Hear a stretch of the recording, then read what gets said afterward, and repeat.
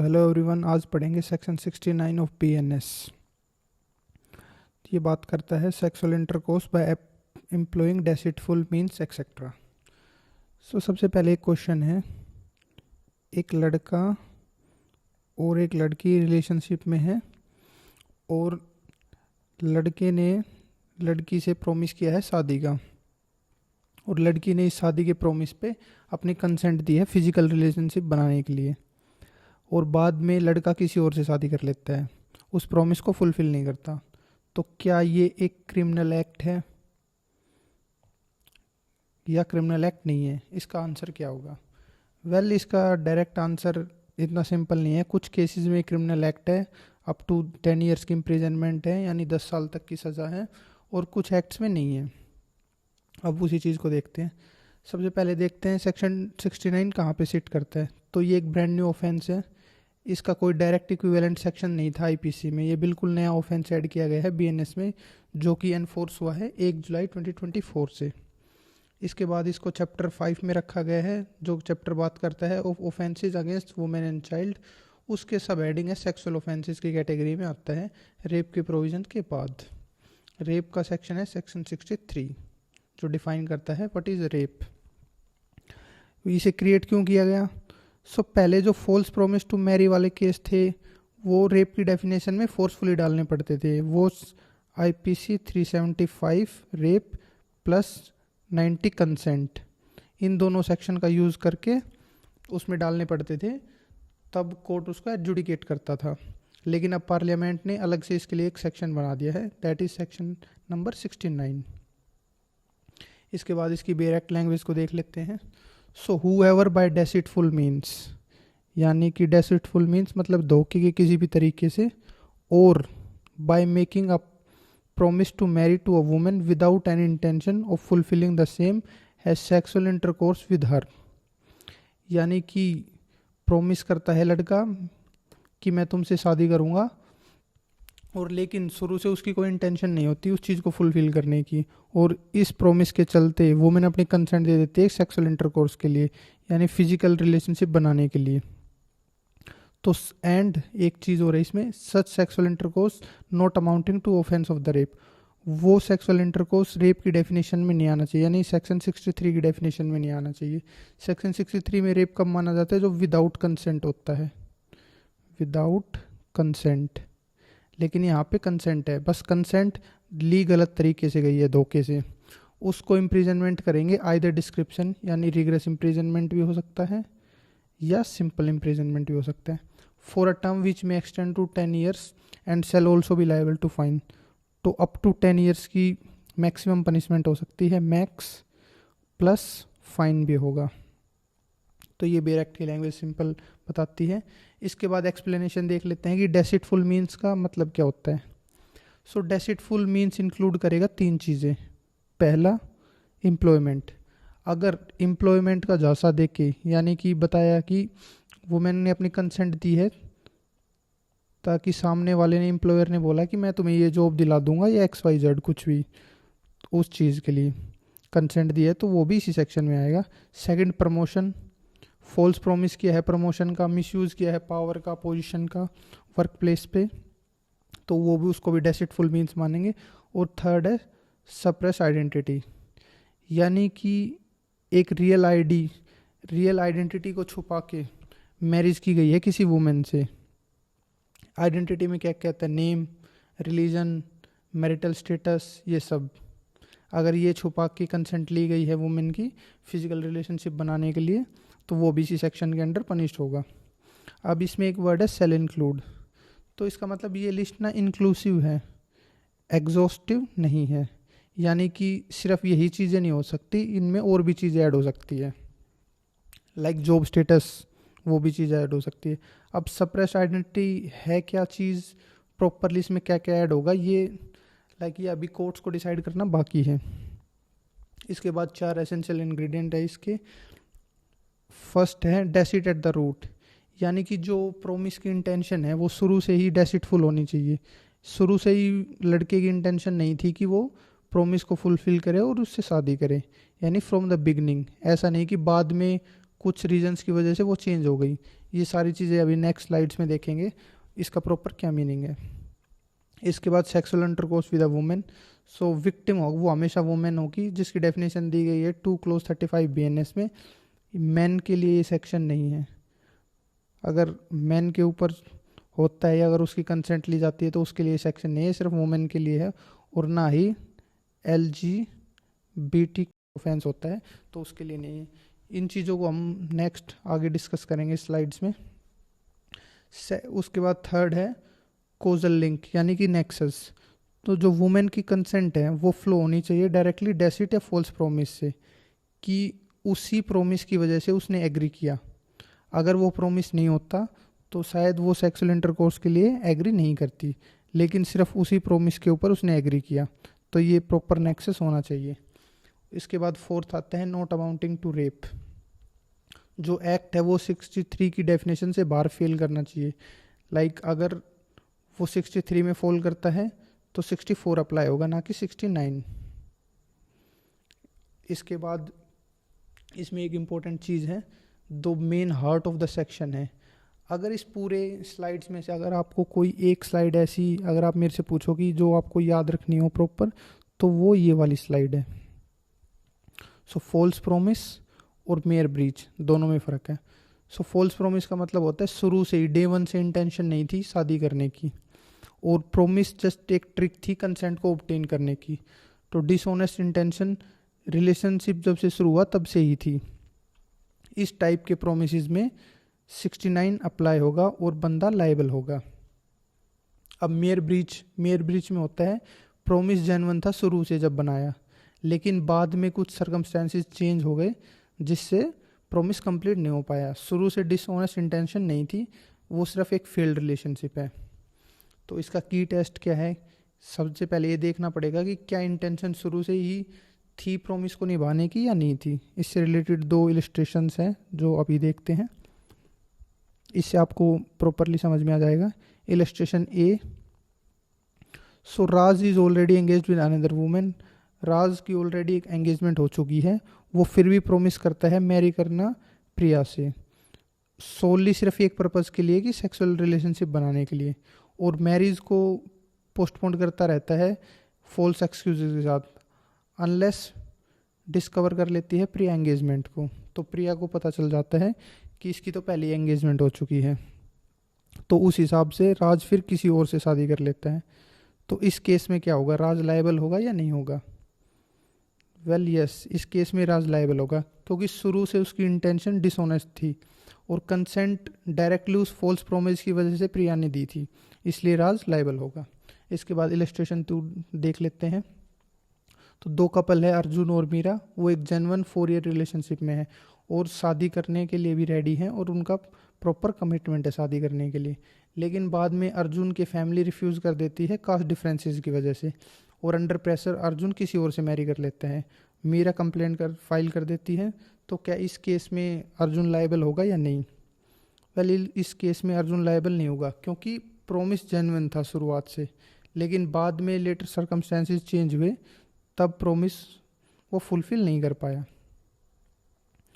लेकिन हम अब इसमें देखेंगे कैसे, मतलब कोर्ट्स रियल केसेस में कैसे डिसाइड करेगा कि ये प्रोमिस जेन्युइन है या नहीं है। वेल वो कोर्ट डिसाइड करता है स्टेट ऑफ माइंड स्टार्ट से, उनका कंडक्ट देखता है, उनके messages, family meetings, excuses. Mostly आप ये कह सकते हैं सर्कमस्टेंशियल एविडेंस से पता चलता है कि इंटेंशन थी या नहीं थी। इसके बाद इस सेक्शन की पनिशमेंट देख लेते हैं। तो इसमें up to 10 years of imprisonment है, आइदर डिस्क्रिप्शन सिंपल या रिग्रेस, और फाइन भी है प्लस फाइन। और ये कोग्निजेबल ऑफेंस है, यानी कि पुलिस अरेस्ट कर सकती है बिना वारंट के। नॉन बेलेबल भी है कि बेल राइट नहीं है, मैं तो कोर्ट्स का डिस्क्रिप्शन पे बेस है, ट्रायल बाय सेशन कोर्ट है।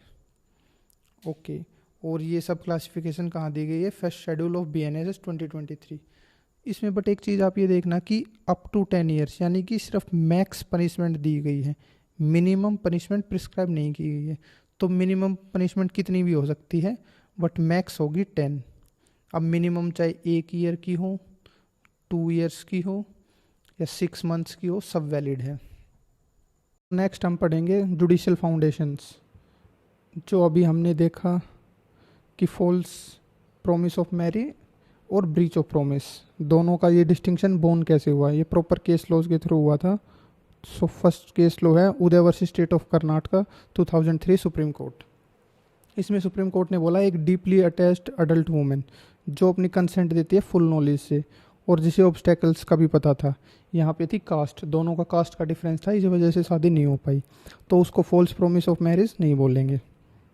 हर केस है सब्जेक्ट फैक्ट बाय फैक्ट, हर केस को उसके फैक्ट से एनालाइज करेंगे, कोई स्ट्रेट जैकेट फॉर्मूला नहीं है। इसके बाद सेकंड केस आता है Deepak Gulati versus state of Haryana. यहाँ पे सुप्रीम कोर्ट ने क्लासिकल लाइन ड्रू की थी मेयर ब्रीच ऑफ प्रॉमिस और फॉल्स प्रॉमिस। सुप्रीम कोर्ट ने बोला जो फॉल्स प्रॉमिस है सिर्फ उसी को पनिश करेंगे और सिर्फ वही कंसेंट को विशेट करता है। अगर मैरी नहीं हो पाया किसी अनअवॉइडेबल सर्कमस्टेंसेस की वजह से तो वो क्रिमिनल एक्ट नहीं है। इसके बाद मॉडर्न टाइम्स में 2019 में सुप्रीम कोर्ट की बहुत ही लैंडमार्क जजमेंट है Pramod Suryabhan power versus state of Maharashtra, जिसमें सुप्रीम कोर्ट ने 2 टेस्ट दिए, इन दोनों टेस्ट अगर कंप्लीट होते हैं तो ही पनिशमेंट होगी।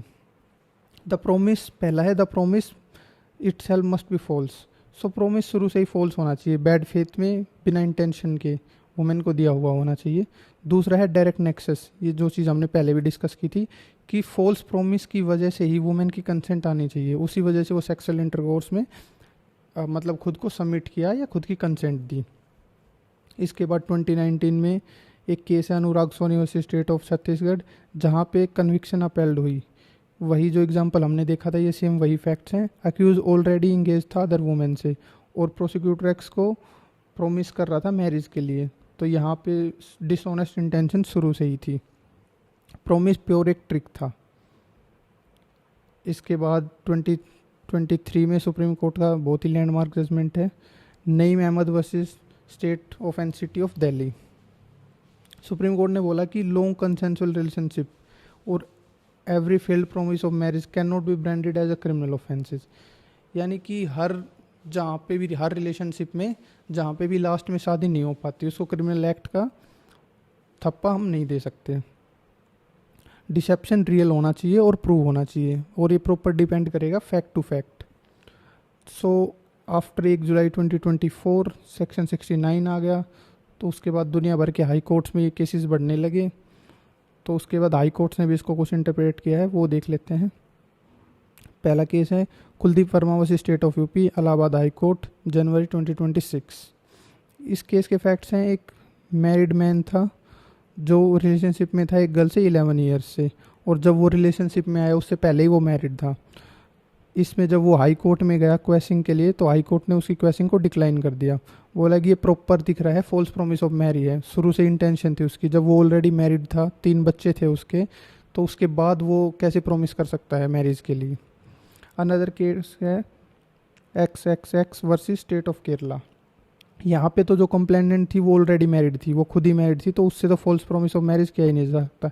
यहाँ पे हाई कोर्ट ने क्वेश्चन कर दिया था FIR को, क्योंकि जो ऑलरेडी मैरिड वुमेन है उसको फॉल्स प्रॉमिस ऑफ मैरिज कैसे दे सकते हो तुम। उसके बाद आता है Ankit Ugamchand Malviya versus state of Maharashtra. यहाँ पे बॉम्बे हाई कोर्ट ने बोला कि every romantic failure can not be painted as deceit. हर फेल रिलेशनशिप को आप डेसिट का नाम नहीं दे सकते। लाइक अगर कोई रिलेशनशिप फेल हो जाता है तो ये नहीं है कि वो शुरू से उसकी इंटेंशन नहीं थी, वो प्रॉपर केसेस से चेक होगा। आज के टाइम पे अगर देखें तो सेक्शन 69 का बहुत ज़्यादा यूज़ भी हो रहा है और मिसयूज़ भी हो रहा है। अब ये देखते हैं कि इस सेक्शन में गुड अच्छा क्या है और बुरा क्या है, इसका प्रॉपर क्रिटिकल एनालिसिस होगा। सबसे पहली चीज़ है ये एक लेजिस्लेटिव गैप को फिल करता है। पहले रेप की डेफिनेशन में स्क्वीज़ करना पड़ता था इस चीज़ को 375 + 90 के अंडर, अलग से खुद का कोई ऑफेंस नहीं था। दूसरी चीज़ है सुप्रीम कोर्ट ने सेटल कर दिया जो टेस्ट होते थे सबसे पहले, जैसे कि जो हमने देखे थे जो प्रॉपर 2 टेस्ट थे दीपक गुलाटी और प्रमोद पावर वाले में, उसको प्रॉपर एक सेक्शन का रूप दे दिया है। इसके बाद 10 ईयर्स की इम्प्रिजनमेंट है तो सीरियसनेस को भी दिखाता है।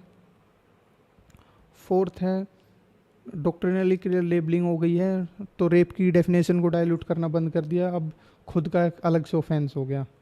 वाइडर देन मैरिज अलोन, पहले सिर्फ मैरिज के मतलब सिर्फ मैरिज का झांसा देख के आते थे चीज़ें, लेकिन अब जो प्रमोशन इन सबको भी ऐड कर दिया गया है। और certainty for police and courts है, एक स्पेसिफिक सेक्शन बना दिया है जिससे क्लियर एफआईआर फोकस होगी, इन्वेस्टिगेशन कैसे करनी है, ये सारी चीज़ होगी। पहले पुलिस को पता ही नहीं होता था कि किस सेक्शन में फाइल करे या कैसे फाइल करे, इसका प्रॉपर एक सेक्शन है, तो उसमें सिर्फ उसी को डिसाइड करना होगा कोर्ट को। अब लास्ट में देखते हैं इस सेक्शन में कुछ प्रॉब्लम्स भी हैं, ऐसा नहीं है कि बिल्कुल एकदम परफेक्ट सेक्शन बना दिया है। फर्स्ट है जेंडर स्पेसिफिक ड्राफ्टिंग, आर्टिकल 14 को भी वॉलेट करता है, राइट टू इक्वालिटी को। क्योंकि क्या सिर्फ वुमेन ही हमेशा विक्टिम होगी, मैन विक्टिम नहीं हो सकता? क्या मैन की कंसेंट नहीं ली जा सकती? क्या मैन के साथ सेक्सुअल इंटरकोर्स के लिए उसकी कंसेंट की कोई वैलिडिटी नहीं है? और दूसरा ट्रांसजेंडर पर्सन, तो उनके लिए भी यहाँ पे कोई प्रोटेक्शन नहीं है। अगर उनकी कंसेंट ली जाती है सेक्सुअल इंटरकोर्स के लिए, फॉल्स प्रॉमिस ऑफ मैरिज के लिए, तो उसके लिए कोई प्रोटेक्शन नहीं है। तो मैन और ट्रांसजेंडर पर्सन के लिए कोई प्रोटेक्शन यहाँ पे नहीं दी गई है। दूसरा इसमें आता है प्रूफ की प्रॉब्लम। अब मान लो कोई 10 साल से रिलेशनशिप में है, तो कैसे प्रूव करेंगे कि जब वो पहली बार उन्होंने सेक्सुअल इंटरकोर्स किया तो फॉल्स प्रॉमिस ऑफ मैरिज था या नहीं था? एक लॉन्ग रिलेशनशिप में ये सब प्रूव करना काफ़ी डिफ़िकल्ट हो जाता है। इसके बाद तीसरा है सप्रेसिंग आइडेंटिटी क्लोज, यानी कि आइडेंटिटी जो इंटरफेथ कपल्स हैं और इंटरकास्ट का, उनके अगेंस्ट यूज़ की जा सकती है। जैसे कि इसको लव जिहाद वाले पॉइंट से देखें तो वहाँ पे यूज़ किया जा सकता है इसको एज अ वेपन। इसके बाद फोर्थ आता है वेग बट ओपन एंडेड टर्म्स, जैसे डेसिटफुल को प्रॉपर डिफाइन नहीं किया गया। क्या सिर्फ जॉब एम्प्लॉयमेंट आता है या फिर जो और भी चीज़ें आ सकती है? अगर फॉल्स आइडेंटिटी में हम ये भी कह सकते हैं कि जॉब स्टेटस आएगा, लड़का क्या जॉब करता है, अगर वो चीज़ छुपा ली तो क्या वो तब भी पनिश होगा? एज, अगर एज छुपा के कर लिया तो क्या तब भी पनिश होगा? ये सारी चीज़ें, इसको प्रॉपर डिफाइन नहीं किया गया है। इसके बाद प्राइवेसी और ऑटोनॉमी, आर्टिकल 21 को भी वॉलेट करता है कि स्टेट एंटर कर रहा है अडल्ट के रिलेशनशिप के बीच में, जो इंटीमेट रिलेशनशिप है उसके बीच में प्रॉपर कंसेंट होती है एक अडल्ट की, तो उसमें आप इंटरफेयर कर रहे हो। और इसमें एक चीज़ ये भी हो सकती है कि अगर मान लो प्रॉपर रिलेशनशिप है पहले से ही, लेकिन उसको एज अ वेपन भी यूज़ किया जा सकता है अगर शादी नहीं होती है तो। एक कंसेप्चुअल पैराडॉक्स है, ये बहुत ही इंपॉर्टेंट चीज़ है। अगर डेसिट से, धोखे से अगर कंसेंट कैंसिल हो रही है तो फिर वो रेप क्यों नहीं है? क्योंकि रेप में ये होता है ना, विदाउट कंसेंट, तो रेप मानते हैं। लेकिन अगर कंसेंट वैलिड है, कंसेंट सही है, तो फिर वो ऑफेंस ही क्यों है? तो ये पार्लियामेंट एक मिडिल कैटेगरी बना दी कि ये रेप का ऑफेंस है, ये नॉट रेप है। यहाँ बीच में एक कैटेगरी बना दी इन्होंने प्रॉपर जस्टिफिकेशन के बिना। तो बस इसमें इतना ही था इस सेक्शन में, इससे ज़्यादा कुछ नहीं है। तो मेन एक बात इसमें देखो कि प्रॉपर एक कोर्ट ने लाइन दी थी कि deceit is punished, heart break is not. So हम धोखे को पनिश करते हैं, हार्ट ब्रेक को नहीं। सो बस आज की वीडियो में इतना ही था। अब मिलते हैं नेक्स्ट वीडियो में।